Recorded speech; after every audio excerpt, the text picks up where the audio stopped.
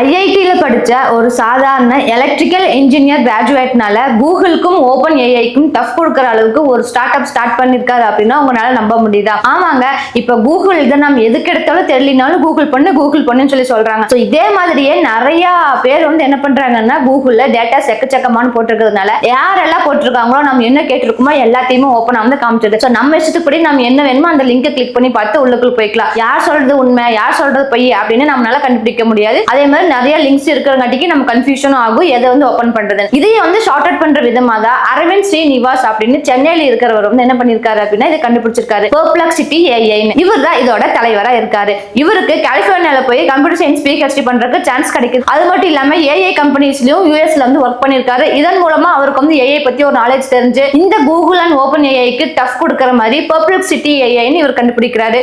மக்களிடையே ரொம்ப ப்ராப்ளம் ஆகுது. என்னென்னலாம் பண்ணாங்க, எவ்வளவு $1 மில்லியன் எல்லாம் வந்து இவருக்கு இதுல லாபம் வந்துச்சு, இவரோட கம்பெனி வேல்யூ ஏறிச்சு அப்படிங்கிற எல்லா விஷயமும் நம்ம யூடியூப் சேனல் இருக்கிற லாங் வீடியோல சொல்லிருக்கேங்க. சோ பெர்ப்ளெக்சிட்டி ஏஐ பத்தி உங்களுக்கு ஃபுல்லா தெரிஞ்சுக்கணும்னு நினைச்சீங்க அப்படின்னா நம்ம யூடியூப் சேனல் இருக்கிற லாங் வீடியோலயே ஃபுல்லா சொல்லியிருக்கோம். மறக்காம போய் பாருங்க. இந்த வீடியோ பிடிச்சிருந்தா லைக் பண்ணிக்கோங்க. தேங்க்யூ ஃபார் வாட்சிங்.